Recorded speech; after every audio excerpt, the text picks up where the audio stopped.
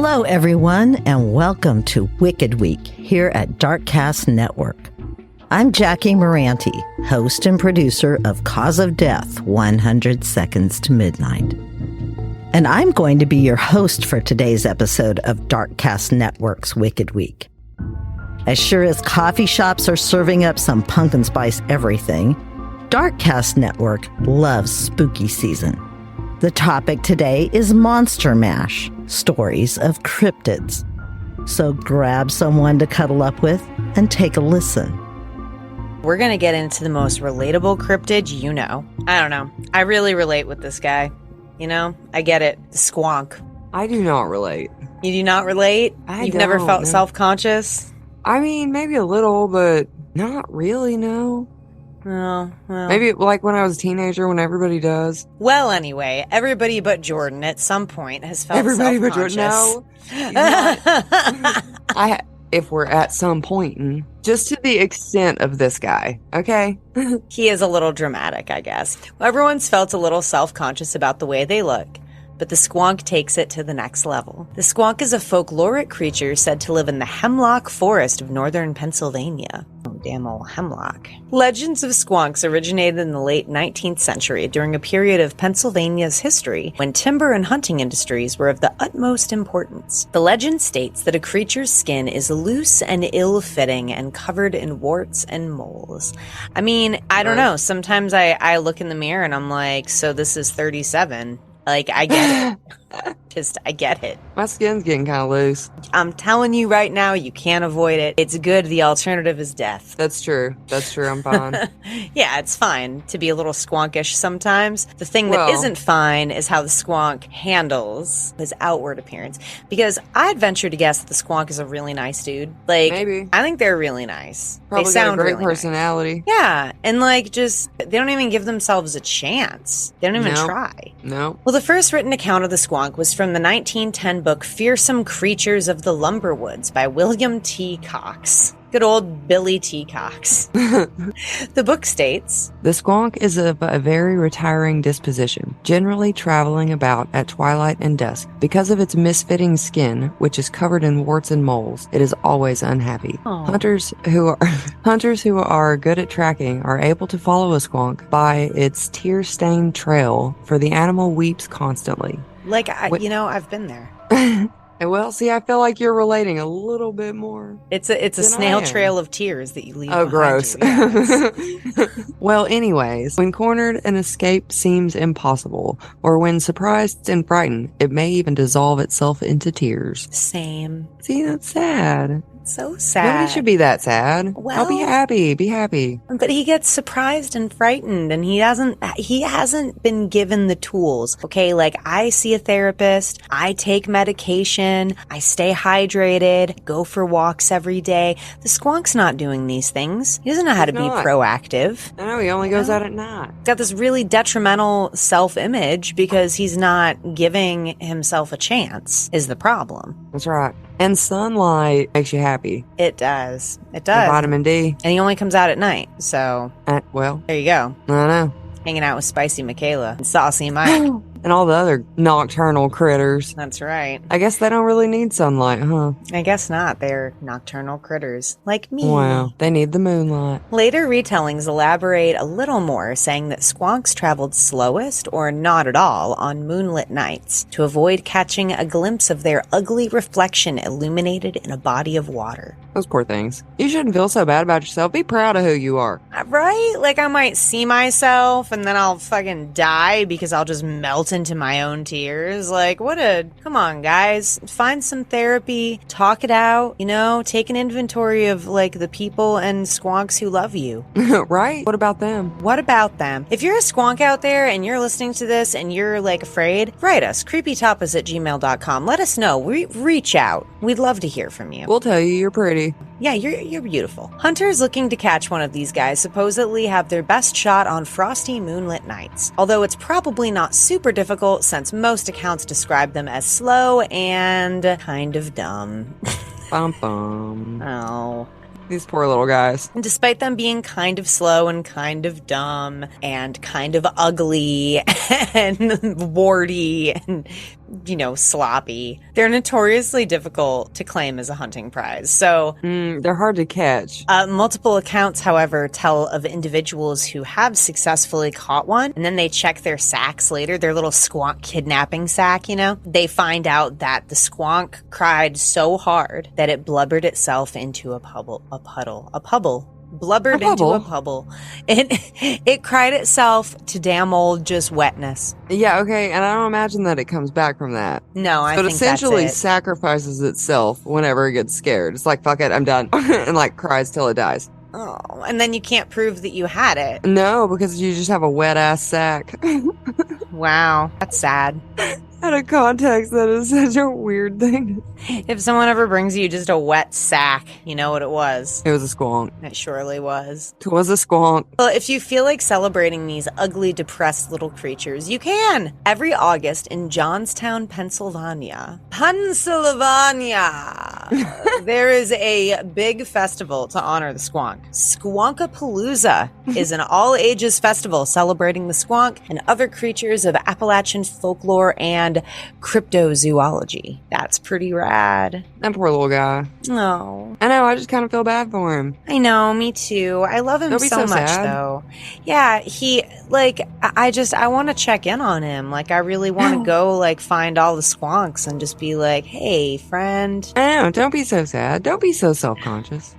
Guys. All you squonks look the same. Yeah. It's not like one of you's prettier than the other. Whatever. Band together. That's right. I'm sure in a group they are formidable. See? I mean, there's power in numbers. Come on, guys. There surely is, yes. And, if you're a human listening to this, don't go get a squonk kidnapping sack. That's horrible. Don't put a squonk in it. If you see one, if you're lucky enough to see one, just leave it alone. Document that you saw it. Observe it from afar. Tell it it's beautiful. Yeah. Go up to it and be like, hey, sexy, can I get you a drink? What up? What you doing later? I really like your style.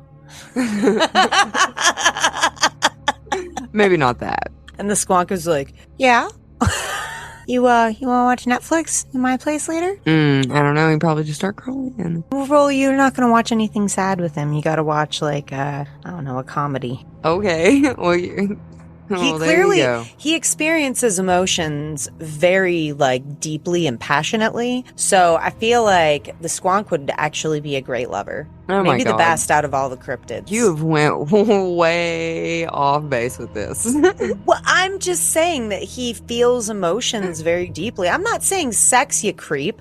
I mean a paramour, a partner, somebody who you could... You're the one who just made it sex. I'm not talking about fucking a squonk. I'm talking about having one as a partner. They love so deeply. They'd take good care of your feelings and your heart because they're so sensitive themselves. They would have that empathy. They'd be like, well, I don't want to hurt your feelings because you might, cry yourself into a puddle. I understand what you're saying. Yeah.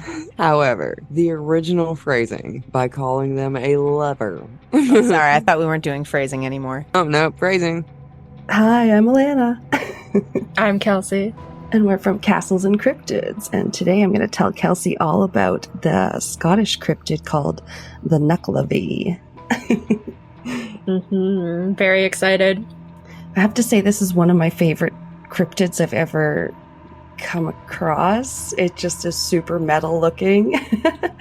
Okay. It's really cool and creepy. It's from, I think it's called Orcadian folklore, which means it's from the Orkneys, which is, the Orkneys are islands off the northern coast of Scotland. So it's in these remote islands, but it lives in the salt water, the cold Atlantic salt water. And its name is said to mean devil of the sea. Oh. Yeah, gross. That's kind of cool. And this devil of the sea is a later corruption of the Orcadian name. I think it's Knucklavee, just by how it's spelled. But it's with a G instead of this one, which looks more like knuckle. Right, knuckle. Yeah, I can see why it would involve knuckles. It's very creepy. I don't. Yes. So I will describe it in just a moment for you guys to get a good picture. In summer months, it's kept at bay, like literally, by this goddess known as Mither of the Sea. So like Mother of the Sea. And it has toxic breath that can wither crops, cause drought and even disease and plague in livestock and humans. The only defense against them really is their hatred of one specific smell, which is the smell of burning seaweed to create kelp. That's what it hates. Weird. So, yes, they could be said to resemble a sort of, you might say, a headless horseman, if maybe instead of it being headless, it was skinless and had a grotesque head, and the horse head also had one giant single red eye. Yeah, it reminds me of I don't know if it ever went into the US. It was a big thing in Canada here for a long time. The Body Worlds exhibit. That would go around, and that showed like human musculature and ligaments and everything. And then they also had animals like horses, just like this, that you could see basically what they would look like without skin. I didn't know they had horses. Yeah. I remember them having a horse, and I think maybe a couple other animals, not too many, but very it's creepy. Like actual donated bodies, which is also pretty grotesque. Yeah, so most of the stuff, what it actually is, I guess they do like cross sections. Those are the real bodies. But everything else that's on display is models that they took. So they would have like a body donated. They would do whatever they needed to, like probably skin it and like do that kind of stuff. And then they would take molds and then they would make them like out of plasticine or whatever. Because that would, yeah. So some of it is bodies. The rest of it is like molds of bodies that were made from bodies that were like donated, I guess. But yeah, it's still very creepy. Yeah, that's interesting. Yeah, that's this very much is that look. It's just missing the skin. It's got all the muscles, everything. So creepy. I don't like it. Here's a description from a site all about the folklore of the Orkney Islands, and it says, from the few recorded descriptions of the Nucklavi, we learned that his head was similar to that of a man, only 10 times larger. He had an incredibly wide mouth that jutted out like a pig's snout and a single red eye that burned with a red flame. Hairless, his body was also skinless, its entire surface appearing like raw and living flesh. It was said that his thick black blood could be seen coursing through his veins as his sinewy muscles writhed with every movement he made. His long, ape-like arms hung down to the ground, and from his gaping mouth spewed a foul black reek. Gross. Yeah. I see the knuckles dragging on the ground. I mean, of course this is the place in the world, like, you know, Celtic folklore is where, like, Halloween was birthed from, because, like, their cryptids are just so extra. They're always, like, horse creatures that can kill you and are super awful. Yeah, and it just concluded with, all in all, not a pleasant sight to encounter on some lonely stretch of coastline. So yeah, if it's not clear, the creature is like merged at the point of its joining, like sort of a sinister Siamese twin. I don't know. I didn't notice that at first. I thought it did have legs and still looked like a person with long arms sitting on a horse, but I realized after, no, he doesn't have legs. He's just a torso with arms and a head on the back of a horse. Yeah, so like almost like a centaur, but no, it's kind of just like a man's torso jetting out from the back of a horse. Yeah, it's funny. Some sources says he's a large head on 2 small arms. I don't know if that means he has no torso, but that sounds even worse. Yeah. So yeah, the only thing they hate really is that seaweed. That's the one thing you can do to kind of get rid of them. And they would always gather the seaweed from the shores and lay it out to dry above the high water mark. And then they would like burn it in stone-lined pits until they ended up with this white powdery kelp. And its ash was always rich in nutrients and used as fertilizer, so that's probably why they were burning it. But also the folklore said that he hated the smell of this burning it, and he becomes so enraged if he smells it, and he takes out his wrath on whole herds of cattle, either herds of cattle or the horses of Stronsay seem to be his two particular targets. Yeah. Like those horses in particular, he's like, fuck you. So, and Stronsay happened to be the island where kelp had first been burned in the Orkneys, so that may be why. And then when kelp was burned anywhere in the Orkneys, the horses on Stronsay would be afflicted with a strange disease called mortashine.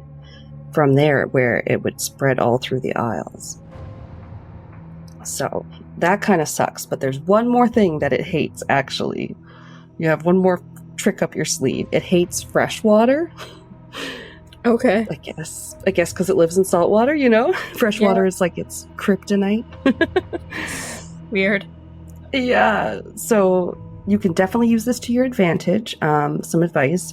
If one is chasing you, simply cross a stream, and much like some vampire lore, I think, it's just unable to follow you across the water. Okay. Yeah. Mm-hmm. Can't go across, like, still water or moving water sometimes. There's, like, running water, I think, yeah. And it's incapable of being on land at all when it's raining. So, like, go out and jump in those puddles, because you're safe when there's fresh water coming from the skies. Okay. But yeah, definitely that's good to keep in mind, because they are totally evil and malevolent. They're not your tricksters. They exist simply to plague the lives of the people that live in the area.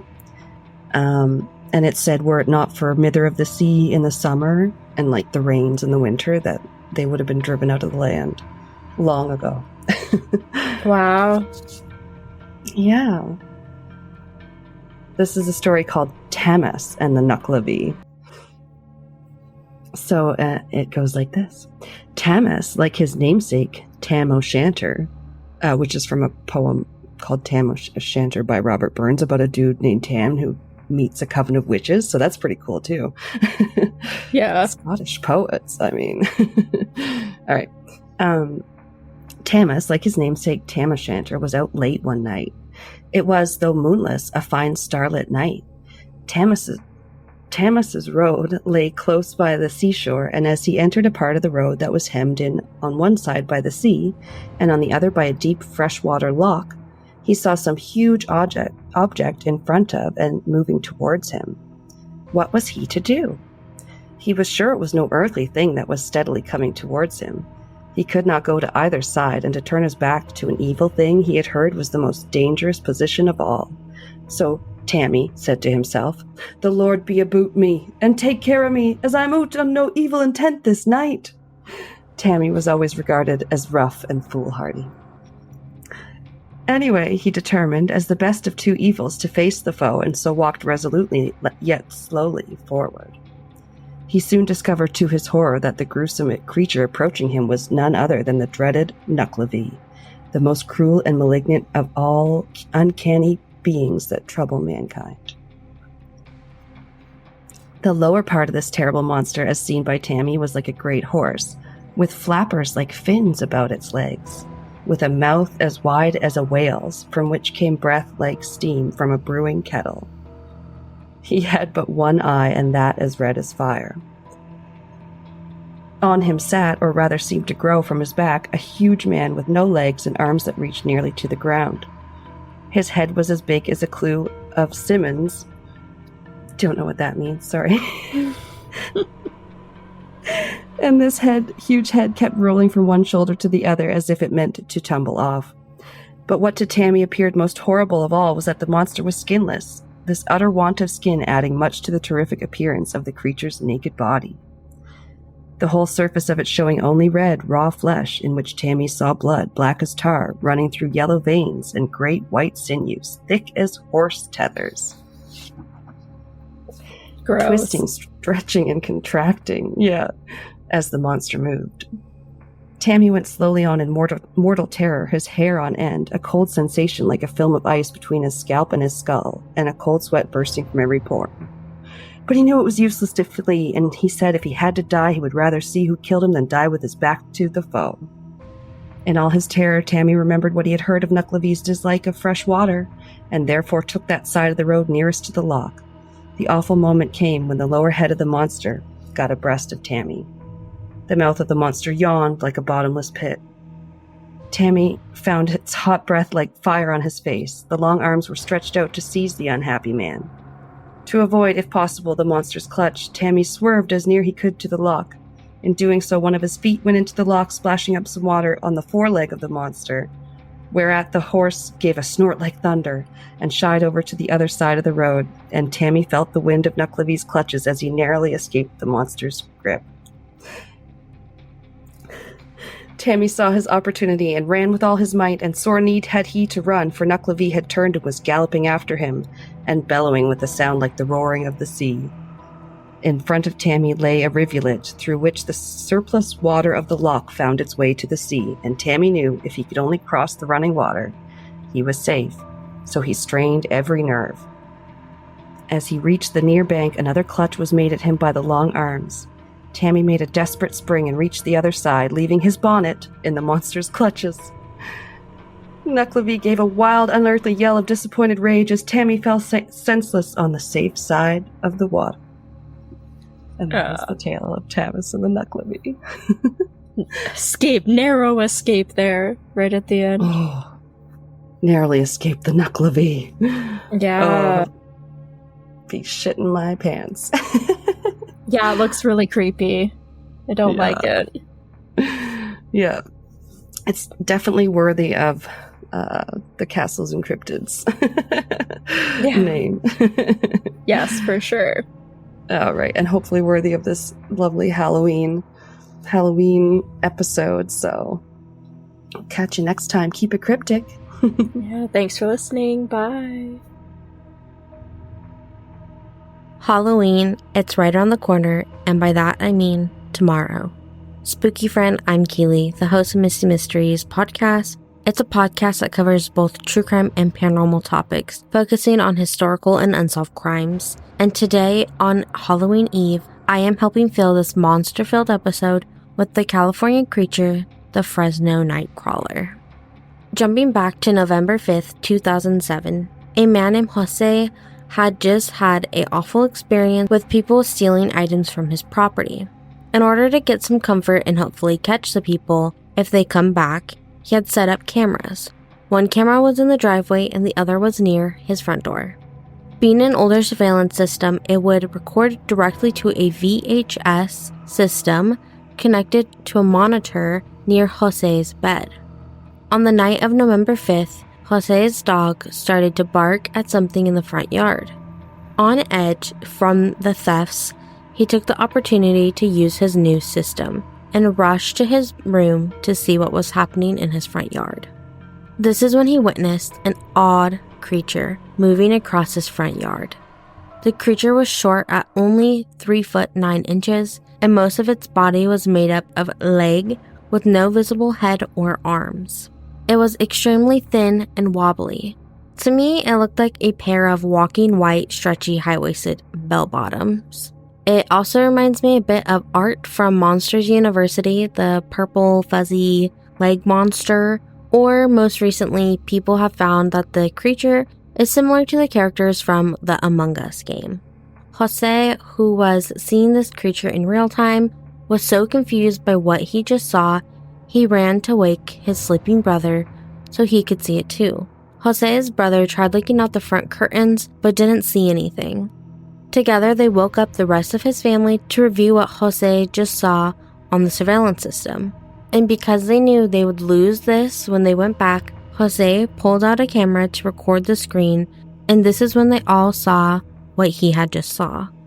A strange creature we now know as the Fresno Nightcrawler walking across the front yard. A paranormal investigator, Victor Camacho, who first took on this case, claims that the night this happened, Jose's brother went outside and found a small footprint on the tile that they had laid in their front yard. Jose was terrified after seeing what he saw for 2 weeks after he refused to leave his home. In order to help Jose leave his home again, his family contacted a local Spanish-speaking TV station called Univision to help get some answers. This station then contacted Victor Camacho, a paranormal investigator and host of a Spanish-speaking paranormal radio show that talked about paranormal encounters and cryptids in Mexico and America called Los Desvelados in December of 2007. The station was hoping Victor could help them turn this footage into an alien story, but unfortunately the initial footage was just too bad of a quality and nothing could be done till February of 2008 when Jose was finally ready to talk about what he experienced. After Jose reached out, Victor was able to come to Jose's home where he was able to talk to the neighbors and his family.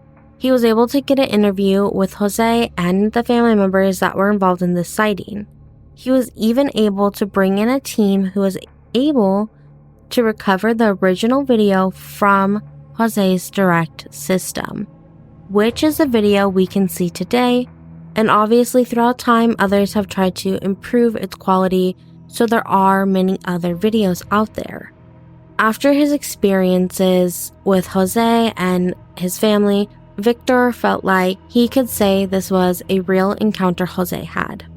Sadly, Jose passed away in a car accident by the time Victor tried to reach out again to revisit the encounter, but the claims and the footage of the Fresno Nightcrawler has not stopped. Only a short time later, in 2011, security at Yosemite National Park installed cameras in an effort to find people who had been vandalizing the park. Instead of vandals, though, the security cameras picked up on some of the best footage we have of the Fresno Nightcrawlers. In this video, there are 2 of these Nightcrawlers walking across the park, but unlike Jose's Nightcrawlers, these Nightcrawlers looked almost as if they were drunk people trying to get home from the bar, just trying not to fall with every single step they took. Since 2007 and 2011, many have claimed to have encounters with Fresno Nightcrawlers, some even saying that the creatures would run at them.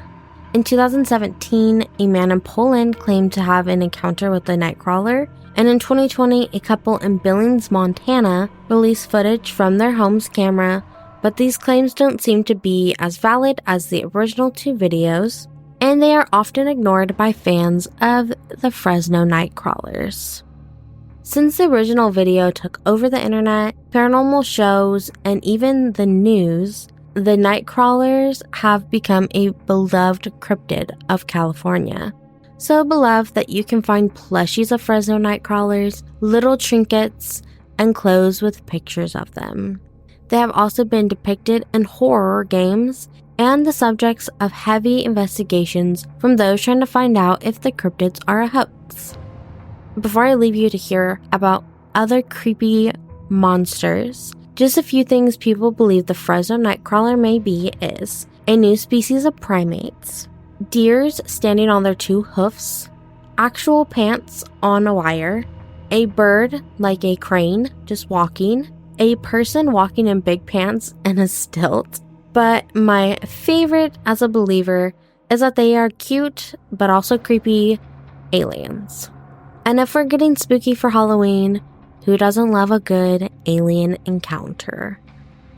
Sup, creeps. This is Noelle, the resident weirdo Wisconsinite of Creepy Confidential. I open case files on my favorite cryptids, cults, conspiracies, and other worldly creepy. Join me today as I take you on a journey of one of the most famous and sometimes feared cryptids of the world. Mothman. November 16th, 1966, Point Pleasant, West Virginia. Roger and Linda Scarberry and Steve and Mary Millette are out cruising in Roger's black 1957 Chevy to a location known as the TNT area. This area is a local hangout spot and a place known for people to drag race and show off their cars. The 2 couples are driving along next to the North Power Plant when all of a sudden they notice 2 bright, glowing red eyes that reflect in the car's headlights. It was then that they noticed these glowing red orbs belonged to a creature. A tall, winged, man-like humanoid creature appears to be moving around the side of the building. The creature appears to be wobbling but not running around the building's perimeter. Linda would later describe the body as 6 to 7 feet tall, half man, half creature, with muscular legs. The creature also appeared to have large wings tucked behind its back. Frightened, they take off towards Route 62. Linda shouting from the back to hurry. Roger accelerates around the bend. They all look up just in time to see the winged creature by a large billboard as it spreads its wings and takes off straight into the air. Completely terrified, they are all screaming at each other, "Faster, faster!" As they see the creature come into focus, swooping and swaying through the back window behind the roaring Chevy as they accelerate down the dirt road. They accelerate to speeds of over 100 miles per hour, and they could not outrun it. They hear the sound of wings scraping on the metal as they drive as fast as they can down the dirt road. Mary would later state she could hear sounds resembling a mouse squeaking during the encounter. Eventually, they sped away from this creature as they reached the end of Point Pleasant. Suddenly, the creature disappears into a field as they flee into town. When they reach town, they stopped at a local convenience store trying to laugh off what had happened. But Linda suggested that they go to the police. A brief thought was to return to the site to see if the creature was still there. However, with much to collective fear, they decided not to go back. They drove back into town and gave their story to the local sheriff. At first, the sheriff didn't believe them, but he knew that they weren't troublemakers. He took their story down, and then they all went back out to the TNT area together. The story goes that while they found no Mothman, the sheriff did hear odd sounds and strange static disturbances coming from his police radio. The witnesses said they saw circling shadows and a cloud of dust kick up in the adjacent coal yard. Too scared to go home, they all stayed in Scarberry's trailer that night. Lights on, and no sleep was had by not a single person in the party. The next day, the sheriff held a press conference, and the paper started to print their stories. 2 local newspapers published the first major headlines. The first headline read, "Couple see man-sized bird, creature, something." While another local headline read, "Winged, red-eyed thing chases point couples across countryside." The publication would become the start of one of West Virginia's most well-known cryptids. In fact, one of the most recognizable cryptids of the United States, Mothman. What's wild is this incredible instance with the racing 57 Chevy is not the first sighting of the famous Mothman. 3 days earlier, on November 12th, 1966, in Clendenin, West Virginia, near the Elk River Trail, Kenneth Duncan was digging a grave for his father-in-law with 4 other individuals. While digging, they spotted something strange. Glancing up from their work, they noticed something huge soaring over their heads. A human-like figure flew out of some surrounding woods and glided over their heads. We need to discuss this TNT area in Point Pleasant, West Virginia. The area was originally used for making ammunition during World War II. By the 60s, it was just an abandoned area. However, these contaminants were seeping into the ground. Not only that, but an abandoned power plant was also nearby. Additionally noteworthy is that in 1979, the wildlife area fishermen reported red water seepage at the site of the residual contaminants from the TNT and DNT areas. Could it be that this once toxic area became abandoned and then fueled by the energy produced by a local power plant could have created this creature?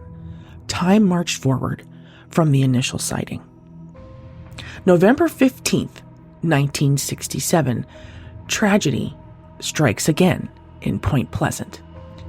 the Silver Bridge collapsed under the weight of rush hour traffic going over the Ohio River. 46 people died that day, and 2 people were never found. The collapse was caused by the failure of a single eye-bar in the suspension chain. Some say on the fateful day, Mothman was spotted nearby. The speculation is that he was either a harbinger of impending death or that he caused the collapse. Also, something to note was on that day prior to the incident, paranormal activity apparently spiked. Potential UFO sightings and an individual now known as Indrid Cold, aka the Smiling Man, appeared for the first time in noted history. Poltergeists and bizarre light phenomenon also happened right before the bridge collapsed. Was he a warning or the cause? Since the chase in the 1957 Chevy, there have been many other sightings that should be noted. He has been spotted before Chernobyl, the 9/11 tragedy, the interstate bridge collapse in Minnesota, and before the swine flu outbreak in Mexico. Next time you are exploring the wondrous woods of West Virginia, if you see a pair of glowing red eyes in the forests, it might just be the Great Mothman. Hi guys, I'm Courtney, host of the Book of the Dead podcast, a true crime podcast that focuses on lesser known crimes. Today I have for you a different story, a legend that has endured in New Jersey for hundreds of years. A story that some believe is pure fact and others believe is pure fiction. This is the story of the Jersey Devil.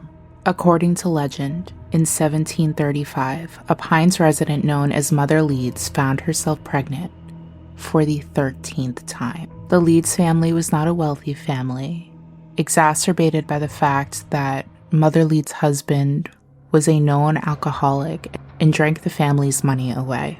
Pushed to the point of exasperation to be found pregnant again, she cursed this child to the heavens, proclaiming, "Let this one be a devil." Mother Leeds would soon forget about the curse she placed upon her child, but the powers that be did not.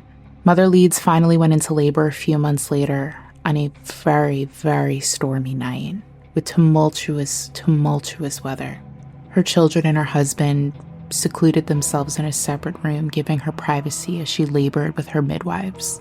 According to legend, the birth went smoothly and she delivered a happy, healthy baby. But things would not stay like that. Within minutes of being born, Mother Leeds' wish came to fruition. The baby started to change, morphing into an abomination straight from the depths of hell. The crying baby began growing at an alarming rate. Horns grew from its head, talon-like claws burst from the tips of its fingers, leathery wings sprang from his back, and thick black hair and feathers consumed his body. Its eyes glowed red, and this monstrous creature's head began to change into that of a horse. His legs elongated and grew hooves, and once the transformation was complete, this monstrous being savagely attacked his own mother, then turned its attention to the rest of the horrified midwives, and attacked them as well, leaving no survivors. The monster burst through the door of the next room where its own father and siblings were, and to their horror it attacked them as well, maiming some, killing others, before letting out a terrifying cry and flying up into the chimney. It destroyed everything in its wake, leaving a pile of destruction. It destroyed everything in its wake as it made its escape, terrifying the residents of the Pine Barren that managed to escape.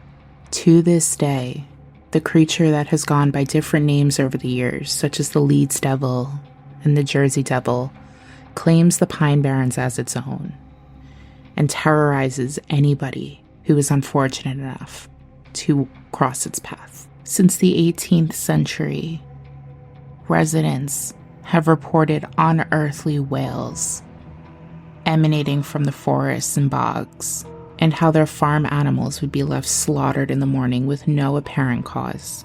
Some say the Jersey Devil's reach is even farther than the Pine Barrens, with reports of attacks in Camden and Philadelphia.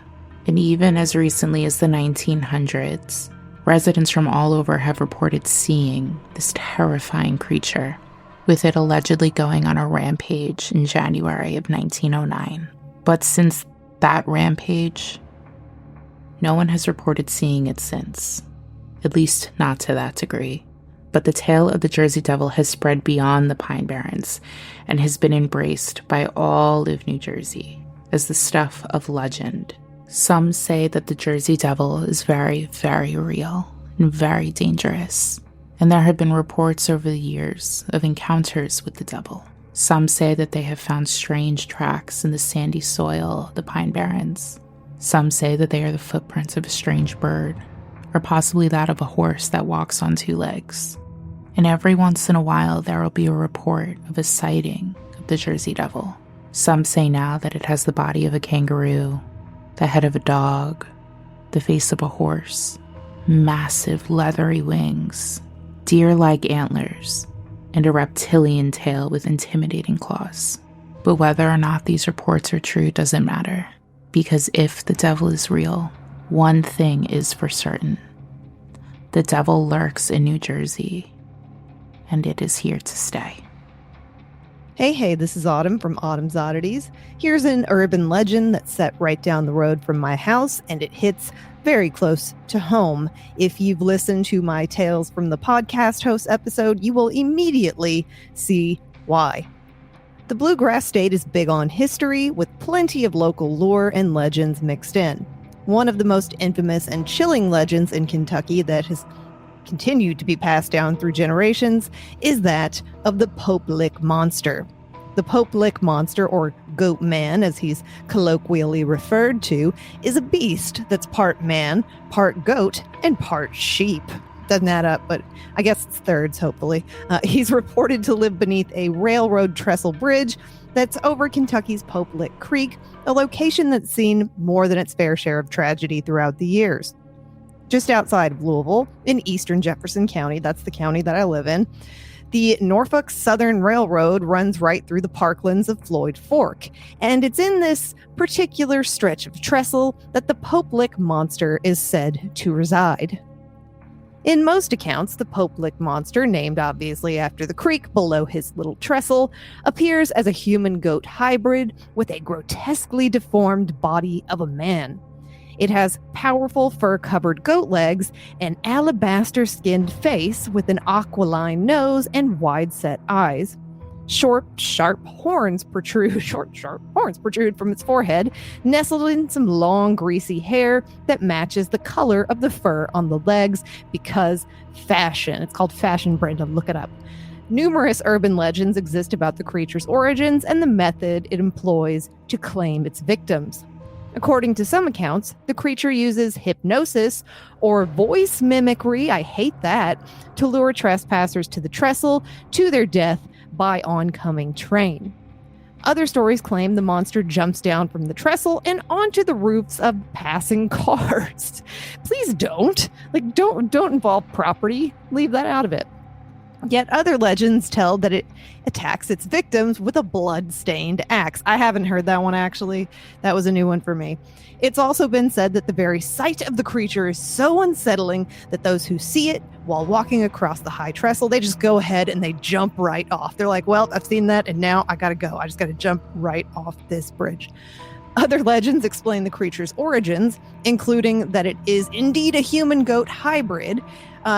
It was a circus freak, allegedly, who vowed revenge after being mistreated. In another version, the creature escaped after a train derailed on the trestle. This version actually links the Pope Lick Monster to the legend of the ghost train, which has also been sighted on the trestle. Another version claims that the monster is really the twisted reincarnation of a farmer who sacrificed goats in exchange for satanic powers. And I was going to say that's like one of the all-time greatest backfires. You're like, I want some power, like some sweet, sweet power. And the devil's like, sure, I'll make you powerful, but you got to be a goat, man. Like, damn it, I should have been more specific with my wish. The Pope Lick monster is believed by most to exist in the realm of myth and legend. I personally know several people who have had encounters with it. I have not myself, but I also am not going to go down and like call it out on its own trestle. That's disrespectful, and I would understand whatever reaction it had. The infamous Pope Lick train trestle has become a favorite spot for kids. It's very unfortunate, especially those conducting bravery tests when someone dares them to climb the trestle. And this has not always ended well, as you can imagine. There's a misconception that the Pope Lick trestle is abandoned and no longer in use, when in reality, the bridge carries a major rail artery into Louisville. Heavy freight trains cross the bridge several times a day, making it far too easy for someone to get caught atop it while an oncoming train barrels down. Several people have died on or near the train trestle at Pope Creek in pursuit of the Pope Lick monster legend. In 1988, 17-year-old Jack J.C. Charles Baum II was hit and killed by a train, and another young man was injured while trying to cross the trestle. In 1994, a man was killed by a train after his ATV overturned on the trestle, trapping him on the track. In 2000, a 19-year-old fell to his death after encountering a train. And on April 23rd, 2016, a 26-year-old tourist named Raquel, she was from Ohio, died after being hit by a train while searching for the monster. And her boyfriend survived by hanging on the side of a trestle. And if that wasn't true, I would be like, that's a movie that's like gone too far. On May 26, 2019, Savannah Bright was pronounced dead at the scene after she and another teenage girl were on the tracks near the Pope Lick trestle. Her unidentified companion was taken to University of Louisville Hospital. The monster was the subject of a 1988 film by Louisville filmmaker Ron Schildknecht called The Legend of the Pope Lick Monster. The 16-minute, $6,000 film, it's a decent budget, premiered on December 29, 1988. Most of the film was shot at the Pope Lick trestle, but scenes showing characters up on the trestle were shot on another location where trains weren't coming through all the time and where you weren't like high up in the air and have to hang off the side of a bridge to escape a train. Norfolk Southern Railway, or Norfolk, I don't really know how you say it. Officials, I don't really care. Again, listen to Tales from the Podcast episode. I don't like this railway for a reason. They say they were very upset about the film as they thought it would encourage dark tourists to visit the trestles. They found one scene in particular very misleading and dangerous. In the scene, the main character, a high school student, narrowly escapes an approaching train by hanging off the side of the trestle.